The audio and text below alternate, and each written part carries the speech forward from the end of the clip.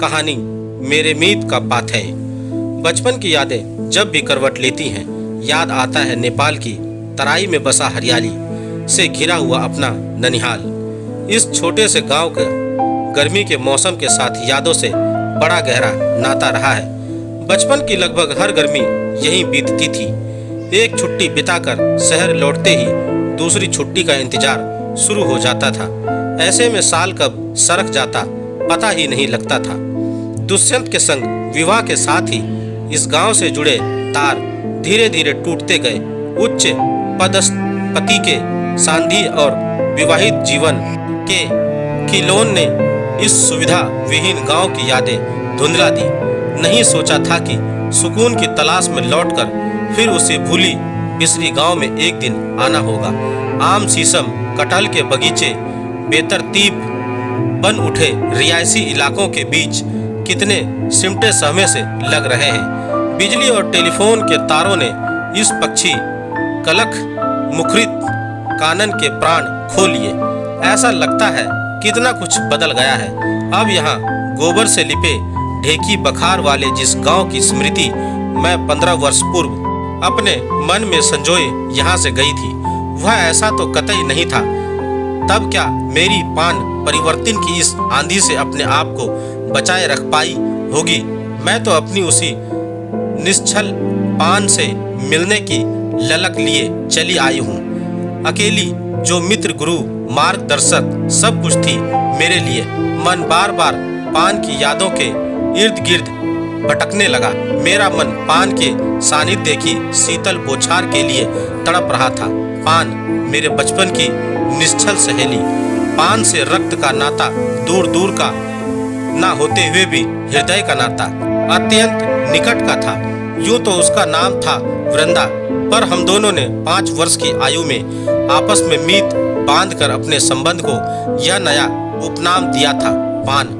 आधुनिक संस्कृति के फ्रेंडशिप डे की भांति यहाँ मीत बांधना किसी एक दिन का प्रतीक न होकर जीवन पर्याप्त का पर्व होता है।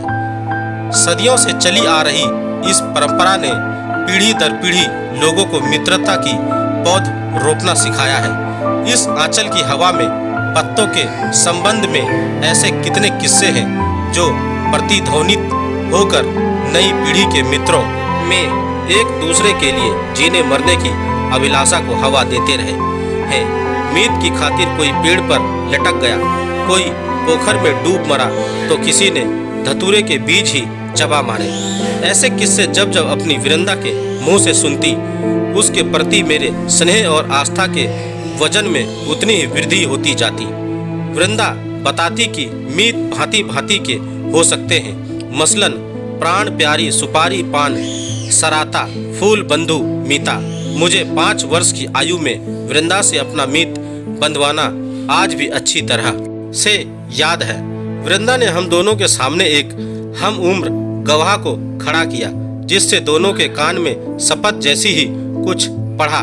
क्या पढ़ा था ये तो याद नहीं, पर तात्पर्य शायद यही था कि आजन्म हम अपनी मित्रता को पूरी निष्ठा से निभाएंगे, और यदि भूल कर भी एक दूसरे को किसी ने पान के सिवा किसी और नाम से संबोधित किया तो उसे फला फला जानवर की गंदी चखनी पड़ेगी। अतः मैं हम दोनों के बीच एक एक सुपारी का एक्सचेंज हुआ और बस दिल के कागज पर स्नेह की इबारत लिख दी गई, वो भी पक्की स्याही से। मेर पर चलते पोखरों में तैरते हम बढ़ रहे थे। पहले तो मैं सकुचाती, पर वृंदा का जब जब मुझे पान कहकर पुकारना मेरे मुंह में चाशनी सी घोल जाता। धीरे धीरे मेरे संकोच के बंधन ढीले पड़ने लगे और होंठ कब पान कहने के अवश्य हो गए मुझे पता भी नहीं चला। 11 महीने बाद हर गर्मी की छुट्टियों में जब हम मिलते, पान के साथ बिताए 2 माह मेरे जीवन के स्वर्णिम दिन होते। 2 महीने पान और मैं और पान, दिनचर्या का यही स्वरूप रहता। पान मुझसे बड़ी थी, शायद 2-2.5 बरस। गोबर से आंगन लीपना, मछली पकड़ना, चक्की ढेकी चलाने के साथ साथ पान ने ही मुझे किशोरा अवस्था की पहली घुट्टी पिलाई थी। किसी गंभीर मसले को समझाने का उसका तरीका निराला था। हर मुद्दे पर अपने सतरंगी उदाहरण तैयार रखती। वो भी डबल तड़के के साथ कि भुल्लन ठाकुर आजकल किसके संग लटपटा रहे हैं, या कुंजी राय की बेटी पढ़ने के बहाने जोगी मिसर से सटर पटर करती कैसे पकड़ी गई। सेवाल भरे यौवन की दहलीज पर फिसलन से बचने का उसका पाठ आज भी मुझे कंठस्थ है। शादी के बाद शुरू में उसके पत्र निरंतर आया करते, पर ज्यों-ज्यों व्यवस्थाओं के रहते मेरे उत्तर की सरिता सूखती गई, पान के पत्र आने स्वयं बंद हो गए। पिछले 15 वर्षों से संपर्क तो लगभग टूट सा गया। घर पहुंची तो मामा मामी का आतिथ्य मन को छू गया। लंबे अंतराल के बाद भांजी मिलने आई है जानकर वे गदगद थे। पान के विषय में बातचीत हुई, वह यही थी। मिलने की बड़ी तीव्र इच्छा थी मामी। वो बोले संदेश भिजवा दिया। जीवन में समायोजनों की विफलताओं का प्रतिकूलताओं की इस घड़ी में 1000 किलोमीटर दूर से भ्रमण मात्र या अतीत चिंतन के लिए तो निसंदेह नहीं ही आई थी। एक चाहत थी कुछ ऐसा पाने की जिससे उबर सकूं अपने अपेक्षित गतिहीन और नीरस हो चुके जीवन से। मन फिर उलझ गया जीवन की उन गुत्थियों को सुलझाने में जो उलझ गई है पिछले एक दशक से। दुष्यंत के संग बिताया शुरुआती समय मेरे लिए अब सुनहरा अतीत मात्र था। जीवन मंथर गति से चल रहा था, बिना हिचकोले। बोर्डिंग में पढ़ते दोनों बच्चे और ज्यादातर दूर पर रहने वाले अति व्यस्त पति, इन दो ध्रुवों के बीच का गतिहीन जीवन कुछ समय से मेरी सांस रोकने लगा था। दुष्यंत की अति व्यवस्था मन में फांस सी चुभती रहती। उनकी आंखों में अपने प्रति उपेक्षा के संघन डोरे देख मन कांपता रहता था। बहुत सी व्यवस्थाएं हैं, सफल पुरुष पत्नी के पल्लू में बंधा फिरता शोभा देता है। कहीं बहलाने के लिए अपने आप को फटकारती, ऐसे में पान और याद आती। परंतु जीवन जब निसंसार दिखाई पड़ने लगे तो उसे अधिक समय तक बहलावे में रखना आसान नहीं होता। सफर की थकान और इन्हीं सब विचारों में कब आंख लग गई पता ही नहीं चला। इट्स हैपन्स स्वीकार क्यों नहीं कर लेती कि हमारे बीच अब वो सब नहीं रहा जो पहले था। हमारे बीच के बासीपन को दूर करने के लिए क्या कभी तुमने प्रयास किए? रिश्ते के इस ठंडेपन के लिए मुझसे ज्यादा तुम दोषी हो। व्यस्त रहता हूँ, बाहर जाकर अपने आप को रिलैक्स करने की कोशिश करता हूँ तो तुम्हें शिकायत होती है। शिकायत सिर्फ मुझसे ही क्यों, अपने आप से क्यों नहीं? बुरा मत मानना, आई नीड स्पेस। तुम्हारी कचहरी में सलाम बजाता रहूं इसका वक्त नहीं है मेरे पास। भीतर से किसी वातायन में तब्दील हो चुका मेरा शरीर भीषण झंझावत से उलझकर रह गया था। उन्हें सुनने का धीरज किसमें था? अब मैं तो चीख रही थी जोर जोर से, इस जीवन को मात्र जीने भर के लिए जीती चली जाऊं, वो भी आपकी दया पर नहीं, अपने आत्मसम्मान की बलि देकर। कभी नहीं, अपनी इस मुर्दा आत्मा पर संसारिकता का दुर्ग नहीं बनना मुझे। कितनी आसानी से कह दिया आपने, इट्स हैपन्स। आपको स्पेस चाहिए, थोड़ा क्यों, पूरा लीजिए ना। चली जाऊंगी आपके जीवन से दूर हमेशा के लिए। उठो नहीं, कोई मुझे झंझोर रहा था जोर जोर से। नहीं उठो, मैं वृंदा तुम्हारी पान। हाँफती आंसुओं में तर उठ बैठी, जैसे मीलों दौड़कर आई हो। मसहरी में बैठी वृंदा मेरे बाल सहला रही थी। सो पर मैं कहे दुष्यंत ने निष्ठुर शब्दों ने, जो यथार्थ में भी कुछ ऐसे ही थे। मेरे 15 वर्षों की तपस्या को पल भर में निवस्त्र कर दिया था। दोनों गले लगकर सिसकती रही देर तक। पान के आंसू सात्विक मित्रता से भीगे थे और मेरे रोते रोते मेरी हिचकी बंद गई। शाम ढले वृंदा मुझे टीले वाले काली मंदिर में ले गई। वृंदा के शरीर से यौवन की प्रत्यक्षा छूटी नहीं थी।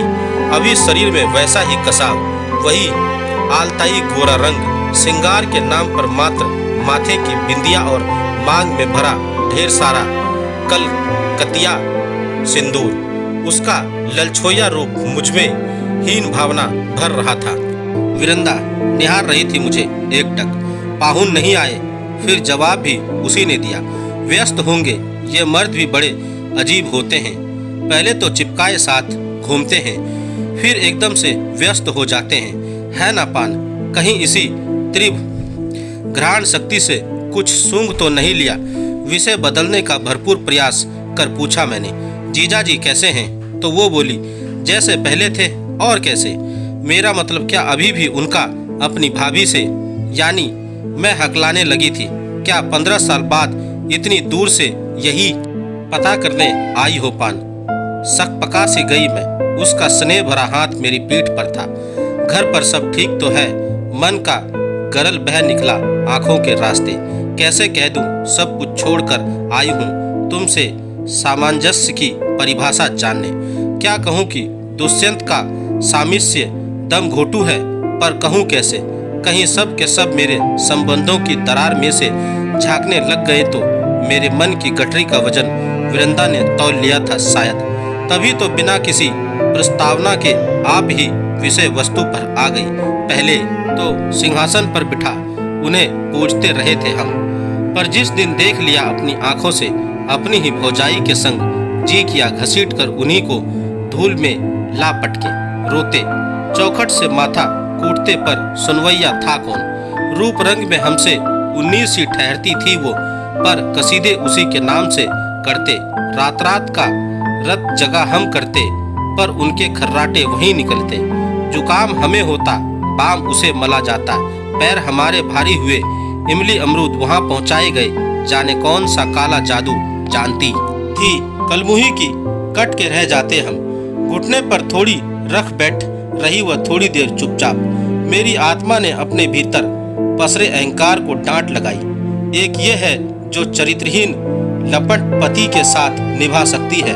तुझे आत्म केंद्रित पति खारा लगने लगा। धीमे स्वर में उसने फिर कहना प्रारंभ किया, मन करता अलग हो जाई कर ले। फिर दूध मुहे बच्चे दिखे, उन्हें कैसे बांटते? बच्चे तो उन्हें भी प्यारे थे, अपने जो थे। पराए तो हम ही थे, पर हमने भी धीरज का साथ नहीं छोड़ा। पान इन्हीं काली मैया पर भरोसा था, सो डटे रहे आंख मूंद कर। हमारे हिस्से का दुर्भाग्य हमारा था, बिना किसी से कुछ कहे अपना धर्म निभाते रहे चुपचाप। रोज की लटर पटर वैसे भी जरा कम ही लुभाती थी हमें। कुछ भी जानती हो यही कहकर समझा लेते मन को कि चलो हम जिम्मेदारी से तो मुक्त हैं। एक दीर्घ निविश्वास से यह अंतिम वाक्य समाप्त किया उसने। कितनी आसानी से कह गई वृंदा इतनी बड़ी बात। मानवीय संबंध के जटिल समीकरणों का इतना आसान हल कहाँ से सीखा इसने? किसी पोथी में? बच्चे धीरे धीरे बड़े हुए, सब सुनते समझते थे, अजीब अजीब सवाल करते बाप से, तो बेचारे मुंह चुराते फिरते। चोर की दाढ़ी में तिनका जब झंखाड़ जितना फैल जाए तो छिपता है कभी। एक समय आया जब झूठी प्रीत उन्हें खुद ही बोझ लगने लगी। समय के साथ उम्र की धार ढली, जो रस पागे शब्द उनके लिए गढ़े जाते थे हम पर खर्च होने लगे। अब तो घर की देरी लांघने से पहले 100 बार हमसे पूछते हैं। हमने भी उनसे कभी कैफियत नहीं मांगी। पति और पिता होने का उनका मान बने रहने दिया। घर में बांस के झुरमुट के पीछे छुपा सूरज आहिस्ता आहिस्ता ढल रहा था। विरंदा चुपचाप आंखें मूंदे होठों में कुछ बुदबुदाने लगी। ढलते सूर्य को मानसिक धैर्य दे रही थी शायद।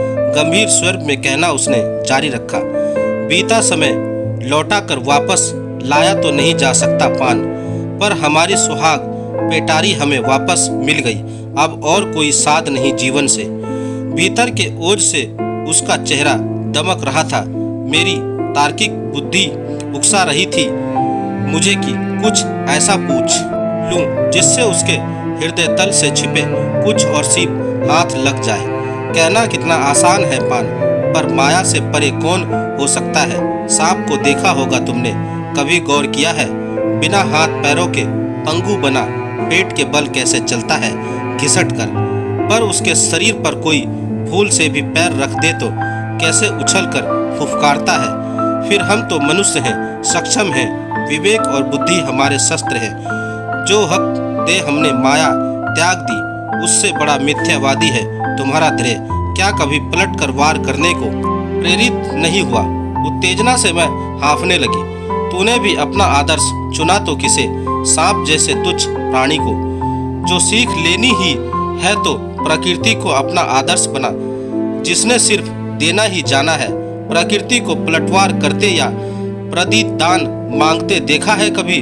विवेक और बुद्धि होने का अर्थ यह नहीं कि दान का प्रतिदान मांगने तराजू लेकर बैठ जाएं।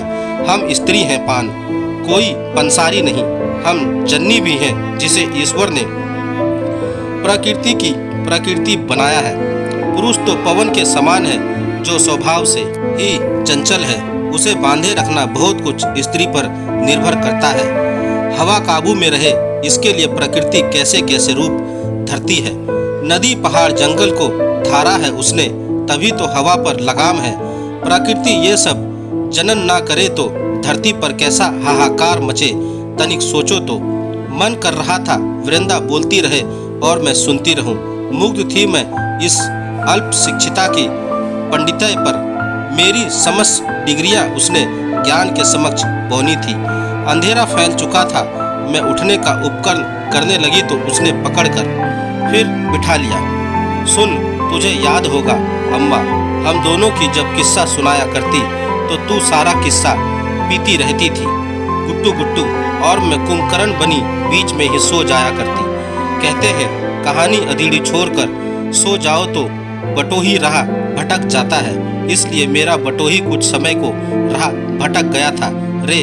पर तेरा पथिक पाहुन तो सही राह चल रहे हैं ना? चिर परिचित 1.5 इंच की मुस्कान लिए मुझे देख रही थी वृंदा। हाँ नहीं तो ऐसी मतमी सूरत काहे बना रखी है मेरी, जो आज तक नहीं भटके तो इस सूरज को देख देख कर जल्द ही भटक जाएंगे बेचारे। क्या समझी? उठ चल, इससे पहले कि देर हो जाए, कहकर मुझे घसीटकर एक पल में खड़ा कर दिया उसने। संघन निवर्ता को चिरती उसकी खिलखिलाहट दूर तक फैल गई। मेरी तंद्रता टूटी। सचमुच कहीं देर करके मैं अपना सर्वनाश ही ना कर बैठूं। कहीं ऐसा हो ना कि मेरा पथिक भी राह भूलकर दुष्यंत का ध्यान आते ही हठात उठ बैठी। अंधेरे में मेरा हाथ पकड़े वह उबड़ खाबड़ रास्ते से उतार रही थी। मुझे लग रहा था जैसे जीवन की पथरीली पगडंडी पर हाथ पकड़कर चलना सिखा रही हो पान। मुझे मेरे ताले की कुंजी हाथ लग गई थी। ऐसा लगा जैसे मीलों लंबी यात्रा निरर्थक नहीं गई। उसका कहा एक एक शब्द मेरे कानों में अब भी गूंज रहा था। प्रकृति को अपना आदर्श बना, प्रकृति को प्रतिदान मांगते देखा है कभी? हम स्त्री हैं, कोई पंसारी नहीं। मेरे अनुरतित प्रश्न का समाधान मुझे मिल गया था। यही था मेरे लिए मीत का पाथेय।